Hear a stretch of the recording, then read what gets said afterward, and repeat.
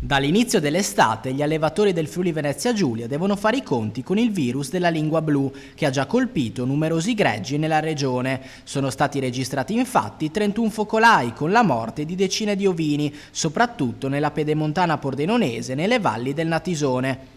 Si tratta di una malattia che non rappresenta alcun pericolo per l'uomo, immune al virus. La trasmissione avviene tramite piccoli insetti, i moscerini del genere Culicoides. Nel pordenonese gli allevamenti coinvolti sono circa una decina, concentrati soprattutto nelle località di Frisanco, Tramonti di Sotto, Vitto d'Asio, Travesio e Sequals, e interessano prevalentemente pecore. Tra i principali sintomi negli animali si segnalano febbre, gonfiore, arrossamento di muso e lingua, ulcere a bocca e naso, salivazione abbondante e difficoltà respiratorie. Per cercare di limitare la diffusione della malattia, gli esperti raccomandano il vaccino, che in genere offre protezione completa dopo 10-15 giorni dalla somministrazione.